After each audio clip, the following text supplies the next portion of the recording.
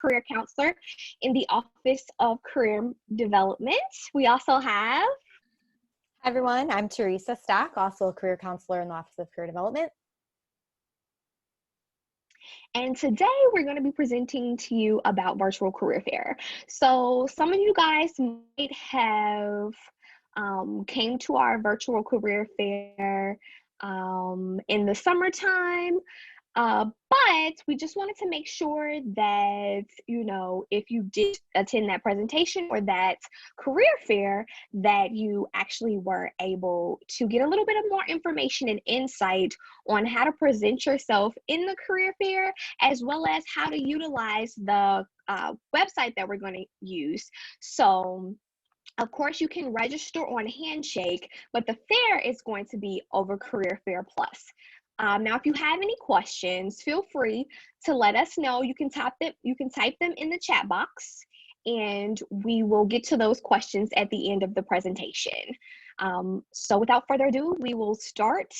And Teresa, can you share your screen with us? Yes, I actually was. I'm not sure what happened there, but okay, hopefully everyone can see it now. All right. I can see it, so I'm hoping everyone else can see it. Can I get in the chat box a yes if you can see the PowerPoint presentation? All right, good stuff. Great. All right, so let's dive right in.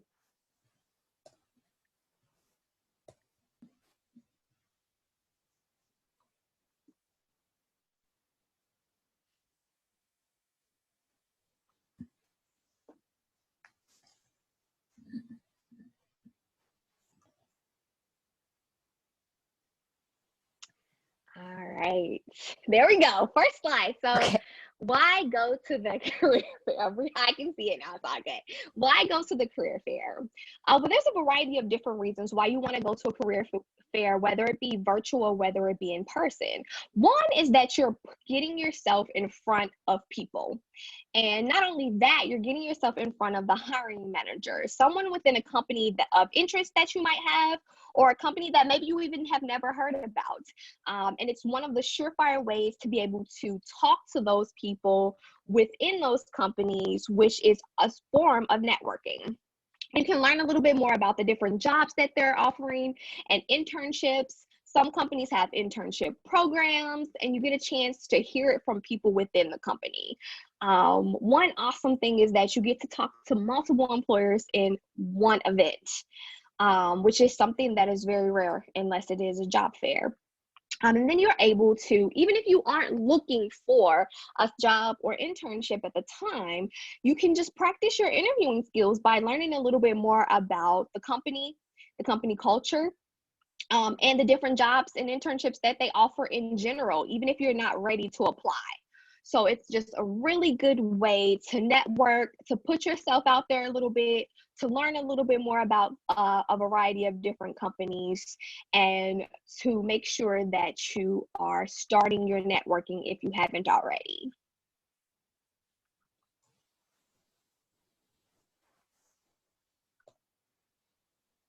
All right, so next we're going to talk about, are you ready to present you? Again, you're going to be meeting with the employer. You only are going to have a short time frame. You have a 10-minute time slot to speak with the employers of your choice. So you want to make sure that you are prepared so that you are ready to present yourself in the best light possible to the employer. So a few things to keep in mind here when it comes to presenting yourself to the employer. You want to know what your strengths and what your weaknesses are. Even though talking with an employer at a career fair in this format is not going to be exactly the same as a job interview, you still might get certain questions that would be similar questions that are asked at a job interview. So strengths and weaknesses question is a very common thing that employers ask of their candidates all the time, regardless of what industry the position is in. So that's something that you want to have thought about ahead of time. What are my strengths? Be able to illustrate your strengths with those specific examples. As also thinking about what your weaknesses are, and thinking about your weaknesses more in terms of a skill as opposed to something that's more related to your character or personality traits, because skills are things that we can learn and build upon and we can get better at. So it's important for you to know a weakness and then also be able to talk about what you've done, what you're currently doing, or what you plan to do in the future to get better in that specific area. Also, you want to be able to communicate what you want to the employer. What type of job do you want now? And if you are still in school and maybe you're looking for an internship or something along those lines, how does that fit into your overall career goals? How is this position going to help you get to that next step upon graduation? And that's important distinction to make between if you're talking about a job opportunity or if you're talking about an internship, because an internship is designed to prepare you to further grow in your industry and gain that experience to help you land that position possibly after graduation, where a job isn't really designed to do that.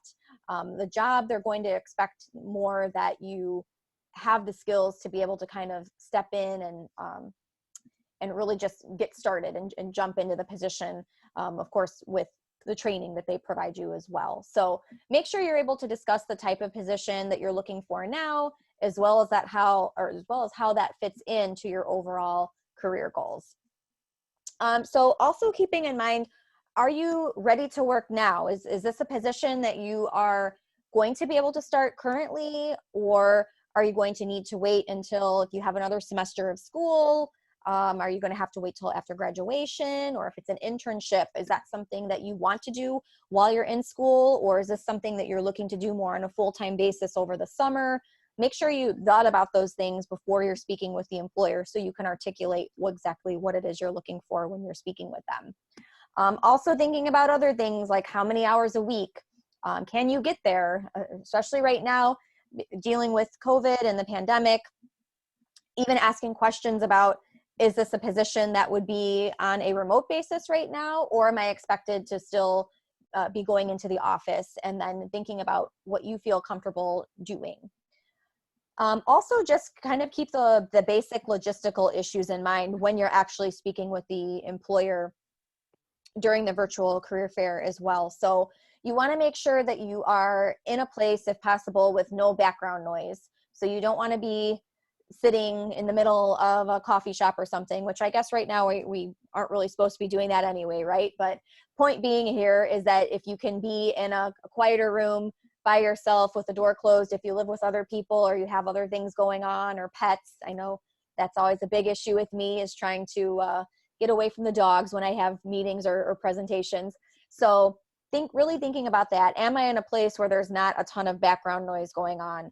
Am I in a room where I have a stable internet connection? I don't want to be cutting in and cutting out a bunch of times as I'm speaking with an employer about a job. Also make sure that your mic and that your speakers are working ahead of time. Technical issues happen all the time. What worked yesterday might not work today. So make sure that you're checking those things early on the day of the career fair to make sure that everything is in working order for when you're actually going to be speaking with the employer.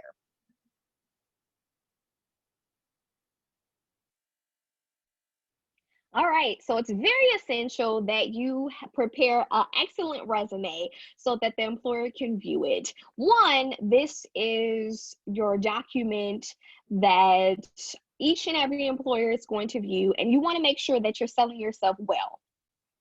So within that resume, you want to make sure that an employer knows exactly what you're doing and how you've done it. So the different jobs that you've had, I always like to tell students to have a master resume for themselves.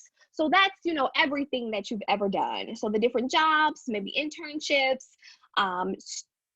student employment, campus involvement, skills, professional summary, but based on what specific job you're applying for, or maybe you have a specific career fair resume, you want to pull those different things out based on the specific that you want or you're applying for. So say if you have two companies that you're really, really interested in, make sure that you if you have a master resume, it might be 2 pages. But for a career fair, you want to make sure that your resume is 1 page. So that means that it's a 1 page document they can easily look over. And not only for the career fair, if you're an undergraduate, you want to always make sure that your resume is 1 page. If you're in grad school, kind of the unspoken rule is you can go on over to that second page. But usually we don't go to that second page until we have 5 to 10 years within our professional major after we graduate from getting our bachelor's. And within this, you want to make sure that the reader has a view of who you are as a professional. So you want to make sure that it's succinct but detailed, and you want to make sure that they get a view of the different things that you've done. Sometimes I'll get students saying, well, Kristen, I really don't know what to add into my resume. And then I'll just ask some probing questions, and there's so many different things you can add. You can add student involvement, a skill section, a professional summary, which is what you will bring to the table for a specific industry or for a specific job. You want to make sure that you have your education section, your work experience section, the different jobs that you have, especially the ones that you feel like are relevant. You can have different experiences and activities outside of Roosevelt as well. It really runs the gamut. If you have went to different conferences that are within your major, you can put those. If you presented there, you can put those. There's so many different things you can add. And so if you need any help, or if you would like someone to look over your resume, make sure that you contact us. You can call us on this number, or you can contact us through email.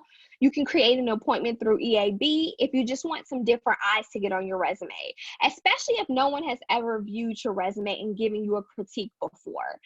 You definitely want to make sure that someone is viewing it, because they give you different little things. Like when you read something over and over again, it usually reads how you want it to read, even if there might be a couple little mistakes. And in your resume, you want to make sure that it's flawless and there's no mistakes, because I guarantee you those little mistakes are going to stick out like big, big red thumbs.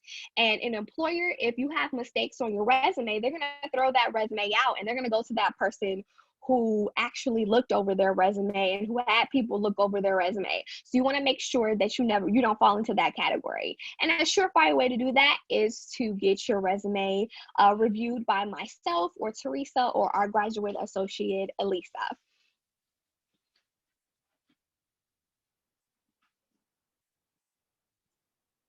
All right, so next we're going to talk about preparing an elevator pitch. And an elevator pitch is really thinking about how do you answer an employer if they say, tell me about yourself. That's a very common way employers start a conversation with a candidate, whether it's at a job interview or whether they're speaking with them at a career fair. And if you've never heard of an elevator pitch before, or why it's called an elevator pitch, is that it's really designed to be essentially a short summary about yourself as a professional, that if you were to meet someone on an elevator, that you would be able to have enough time during that elevator ride to get it all out. So it's nothing that should be super long. It shouldn't take you 5 minutes to introduce yourself. It's just going to be some key points, some key selling points about yourself that you want the employer to know about you right off the bat. A lot of times when I speak with students, sometimes they'll tell me that they have a hard time trying to organize their thoughts and really they know what they want to say, but they're not sure how to say it. So if you feel like you're someone who's kind of struggling with that, like, I know I want to tell them what my major is, or I know I want to tell them about this internship I had, or I know I want to tell them about my overall career goals, but I'm not quite sure how to piece it all together. I simply tell students that I work with to think about what they want to say in terms of past, present, and future. So give a little bit of background information about yourself. Talk about how that's led you to where you are now. So that might be your degree program, if you're a current student. It could be your current position or internship you're at. And then also talk about how all that combined has led you to now speak with this employer. So why do you want to work for this employer, whether it's a job or an internship? how does your past experience and what you're currently doing, how has that all prepared you for this next role that you're discussing with them?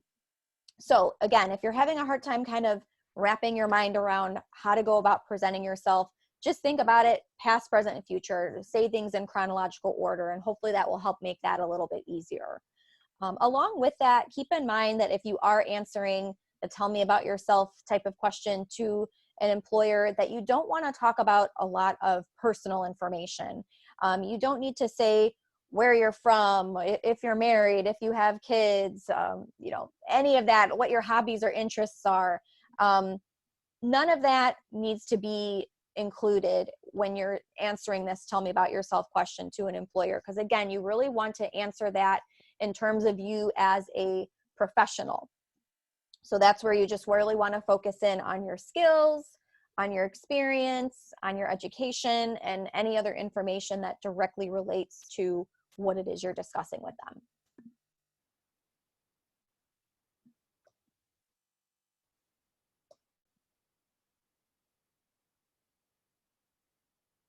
Okay, so this is really important. You want to make sure that you do your research.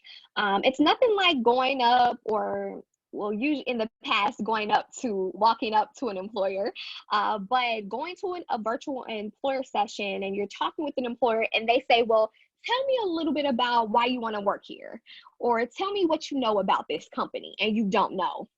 What's a really big advantage for virtual career fairs is that you already know who you've signed up with. That being said, you want to make it a mission that you look over their missions, their values, what they're doing, and how they're doing it. Make sure that you look on their website for current job or internship openings that they might have. Look at the About section. I would do a general Google search to see if they have anything in the news or any different articles that are prevalent to, the role that you want to potentially take on within this company. It's very, very important that you are able to speak about their company because, one, they don't want to feel like, they're wasting their time on a candidate who, really doesn't want to work for them. You want to make sure that the company knows that you're interested in them specifically, not just interested in finding any job, but no, I really want to work here. And one way to do that is to make sure that you have something good to say about them, making sure that you know what they're doing and how they're doing it.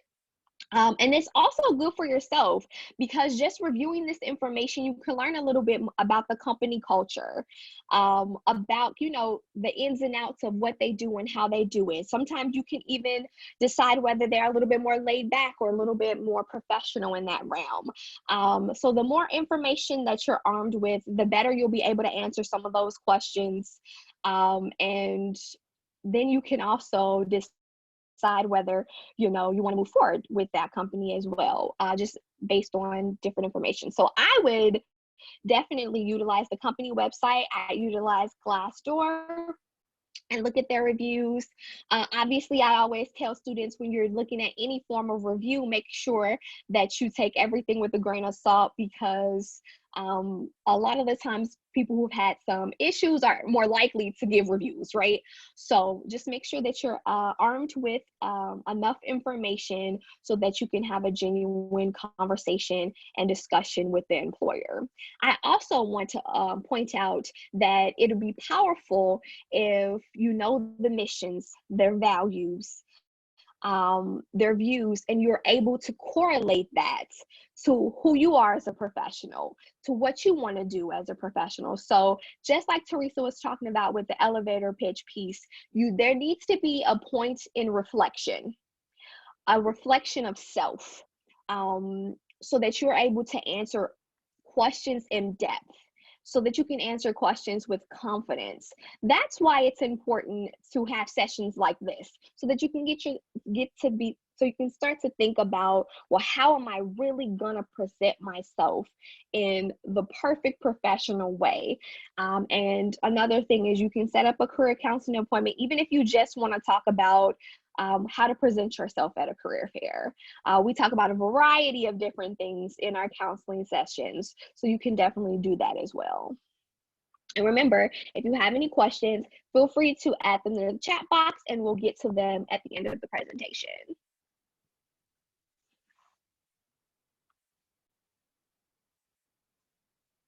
All right, next we want to talk about attire. What do you wear to the virtual fair? Dress to impress. This doesn't mean go out and spend $500 on a new suit. That's not at all what we're trying to say. However, especially if you're going to be doing a video interview where the employer is going to be able to see you during the career fair, during that 10 minutes they're going to be speaking with you, you want to make sure that you are wearing professional attire. And granted, even if they're only going to be seeing you, you know, from the neck up, I always recommend to still put on dress pants, for example. You know, just it puts you in a different mindset than if you're sitting there wearing shorts or wearing sweatpants or something like that with a suit jacket or a nicer dress top, button down shirt, something along those lines. So even if the employer is not going to be able to see all of you like they would be if you were going to a traditional career fair where you're going to be meeting with them in person, I still recommend dressing professionally just to put you in that right headspace for when you're actually going to be speaking with them. And definitely just keep that in mind. I think along with attire when it comes to video meetings or video interviews is you also want to be thinking about what's going on behind you as well. Are you in a room where you've got a bunch of posters behind you, or is it messy? Things like that. You want to make sure that your background is simple and tidied up, and you don't want the employer to be speaking with you and instead of really paying attention to you and what you're saying, they're really trying to figure out like what's going on, who's on that poster behind you, right? So really make sure along with your professional attire that you're wearing that you also have a professional background. And that doesn't mean it has to look like you're sitting in an office, but you just want it to make sure that it's a simple background and that it's tidied up. Also keep in mind, even if you are talking with the employer by phone and they're not going to be able to see you at all, I still recommend putting on something a little bit nicer, again, just to help get you in the right headspace for when you're speaking with the employer. Because if you're sitting there talking to them when you're wearing your pajamas, you know, you're not going to be in the right frame of mind for how you want to present yourself to the employer. So maybe you don't need to put on a full suit or anything like that, but still try to put on something a little bit nicer, again, just so make sure that you're in that right frame of mind for speaking with the employer.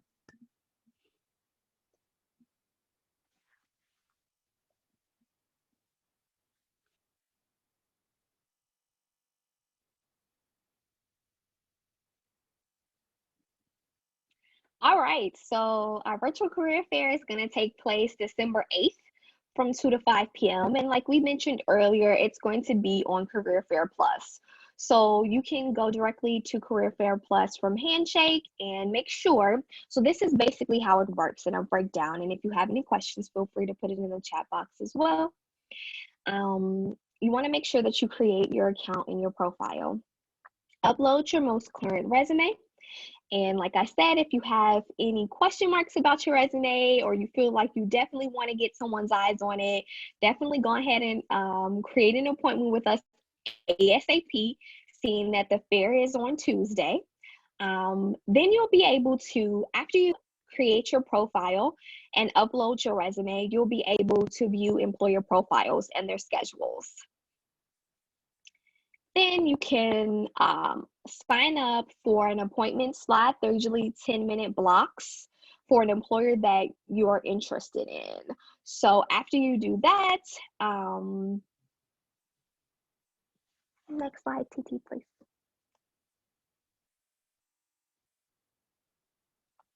So when you're meeting with the employer, you'll get in touch, they will get in touch with you, whether they're going to be doing it over the phone or they're going to be doing it over audio, but it will be through the Career Fair Plus application. So make sure that you're ready for either audio or you're ready for video So I just make sure that I looked professional in general, just in case they switch up the format. They may say it's audio, but then on the day of, they might say, oh, well, let's do a video chat. And then also, if you're dressing professionally, it just puts you in the mindset of business, right? And that you're doing something serious. So prior to the appointment, you can view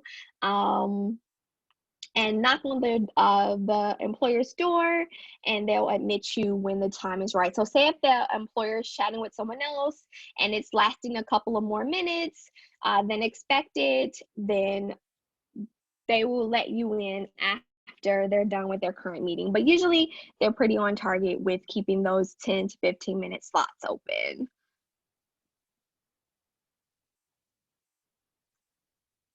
All right, so overall, again, when you're talking with an employer, you want to make sure that you're bringing your positive attitude and your energy to the conversation. So keep that in mind. Sometimes it's very easy to let our nerves get the best of us when we're talking with an employer. It's very natural. It happens to people, even if they've been working in the field for 10 or 20 years. If they're speaking with an employer about another opportunity, they're probably going to get a little bit nervous. So really try to just not let that get the best of you, and really make sure that you're still bringing your personality to the meeting, and that you are staying positive and that you're being energetic. That doesn't mean that you have to be over the top or fake or try to be something that you're not. You want to be genuine, but you still want to make sure that you're really bringing that energy to the conversation.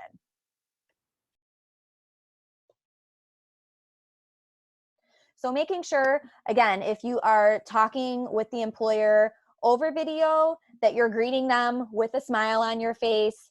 I know sometimes it can be a little bit awkward when we're doing video meetings, because you might have the person, you're looking at them over here, but then your webcam is up here. When you're answering a question that they might ask, or you're answering the tell me about yourself question, really try to make sure that you're looking at your webcam and not at the person's picture, because it's going to look as if you're not looking at them on their end. So really make sure that you're trying to look at the webcam while you are speaking with the employer. Introduce yourself, make sure that you're prepared with that elevator speech that we talked about, and really letting the employer know what it is you're looking for, what skills you bring, what experience you bring. And then also make sure that you've thought about some questions you want to ask the employer ahead of time.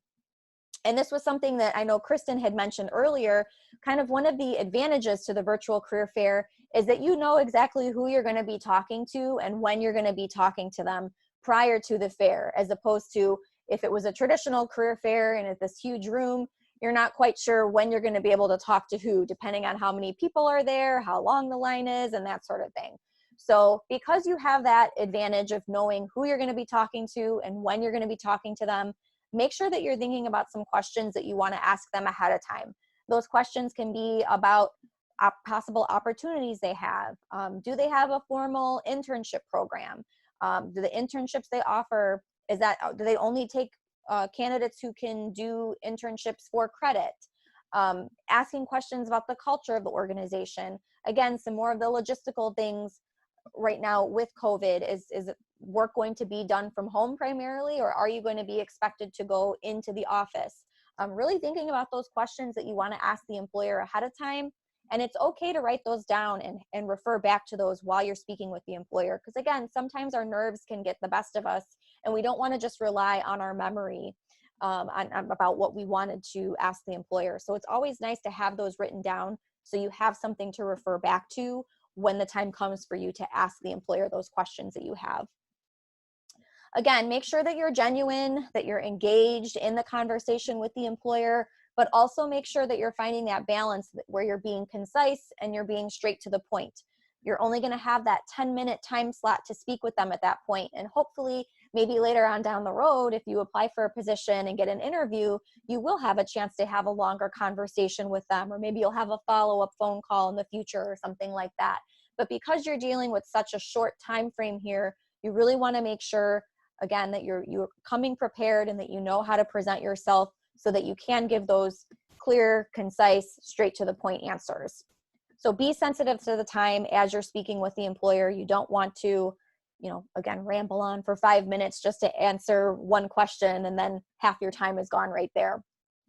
It's also okay to take notes while you're speaking with the employer. I definitely encourage you to do so, or even right after you have the conversation with the employer, write down any key points that you want to remember, because it's very easy, especially if you're going to be talking with multiple employers, to forget who said what. And again, your nerves are kind of going and running there. So you might not remember everything that you talked about after the fact. So if you can jot down some important points as you're speaking with them or directly after the conversation with the employer, that can be really helpful for when you're reflecting back on things later and being able to review some of that.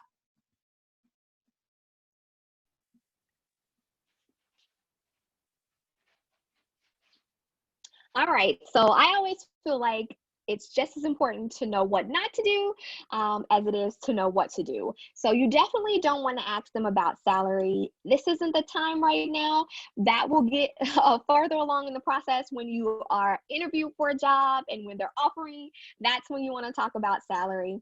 Make sure, again, we want to reinforce that you're not in a loud environment so that they're able to understand you and hear you. So be really cognizant about what specific place is the best place to do the interview within, well, not interview, but to talk to the employer within your home or your apartment, and don't go in unprepared. These are just things that we want to reinforce to you. So make sure that you have done your research, make sure you have your elevator pitch, make sure that you're able to talk about everything that's within your resume, and all of the different experiences that you've had, and really how you as a professional correlates with them as a company as well. So make sure you're doing that research piece, but also make sure that you're doing that reflective piece as well.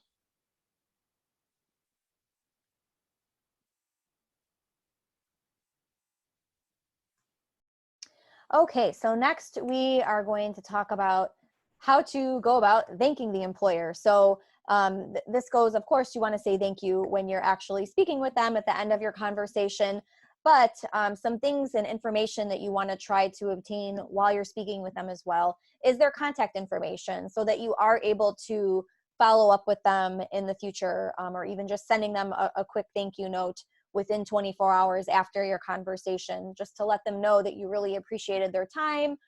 You can refer back to things you learned throughout the course of your conversation about potential opportunities, maybe about a hiring timeline. So that might be one of the questions that you ask is, what does their hiring process look like? Or when do they expect to actually be hiring for the positions or internships that you're discussing with them? That's all information that you can try to obtain while you're speaking with them. Also, do they have any specific instructions on how to apply for a position? So different companies can do things a little bit differently. Some might want to direct you straight to their company website where you fill out their online application and attach your resume from there. Others might have a specific email address, or they might ask you to just email your resume directly to them themselves. So make sure that you're getting those specific instructions on how to apply for positions as well. So when you have the employer's contact information, especially when you're meeting with them, video or over the phone, email is probably going to work best. We still see candidates sometimes actually snail mail thank you notes, but I think thank you emails definitely tend to be way more common these days, and especially right now with the pandemic and so many people working from home. If you do send a thank you card to the office, who knows when they might receive it. So as of right now, thank you emails are definitely going to be your best way to go, and that's where you really want to make sure that you are getting their contact information so you have that person's email address to send that thank you note to. Again, you want to try to do that within 24 hours after you meet with the employer. This is not something that you want to be sending out like next week after it's been a week since you've talked to them and then you're just sending the thank you note. You definitely don't want to do that. Make sure you are doing it as soon after the conversation as possible. And again, just really thanking them for their time, thanking them for any information that you learned, anything that you can, or refer back to from the conversation, interesting points that you talked about that are going to make you stand out.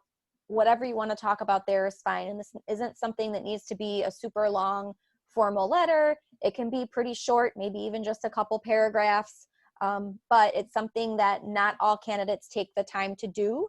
So if you do take the time to do this, it can help make you stand out a little bit more than you would otherwise.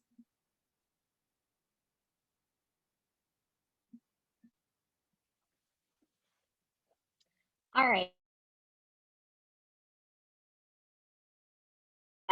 Right now, but if there is any questions coming up for you after the presentation, please feel free to contact us at career@roosevelt.edu, or you can give us a call as well. If you'd like to schedule an appointment, you can also utilize EAB, and we have our open schedules.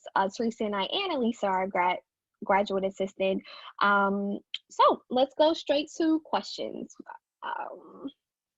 All right, so create an account / profile for the virtual fair means the same Handshake profile or something else? That's a really great question. It's a different website in itself, but you can get there from Handshake. So you want to make sure that you're registering on Handshake, and then after your registration, you'll see the link to Career Fair Plus, and then you want to make sure that you go in and then you create an account with Career Fair as well. And you'll be able to see on Career Fair Plus the variety of employers that will be at the fair. And then you'll be able to tap on that employer, learn a little bit more about them, as well as schedule a meeting with them. Okay, Connor asks, how much time will we take with the employers? So usually the time slots are about 10 minutes. An employer may decide to have it about 15 minutes, but usually there's about a 10-minute slot for each student.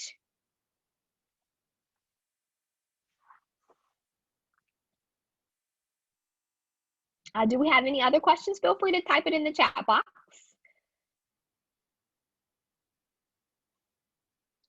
And if you have already registered for the fair, you should have received an email from Aaron Kennedy.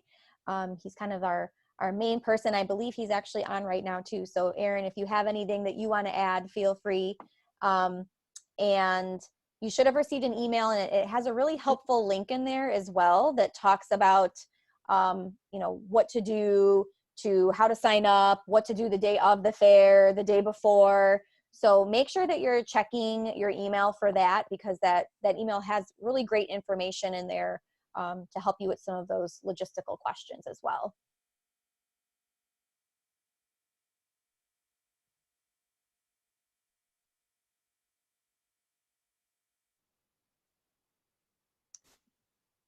Okay, we have another question. I am able to see the employer's list, but unable to schedule a meeting. So this is something where the employer on their end needs to set their availability. So if the employer hasn't updated it on their end yet, you won't be able to actually schedule a meeting yet until they do so.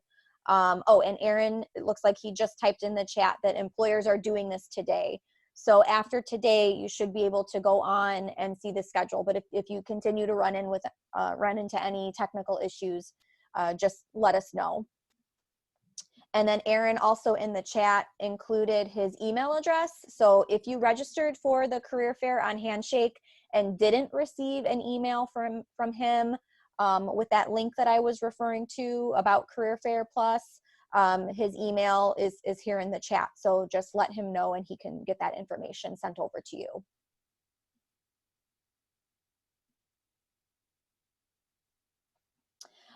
Just wanted to confirm that this does not mean that they're out of slots for the day. That is correct. That does not mean that they are out of slots. They just haven't updated their availability yet. Great question.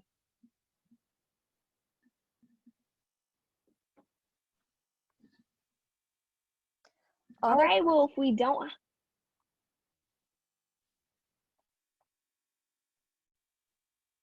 All right, go ahead, Kristen. Okay, well, if we don't have any more questions, then we're gonna wrap it up. But we'll stay online for a couple more minutes just in case you do have any questions. And like we said, if any questions come up, feel and we'll make sure that your questions are answered. We look forward to you joining us on Career Fair Day on once again December 8th from 2 to 5 p.m. Thanks so much for joining us today. Everyone have a great evening and remain safe. Thanks, everyone.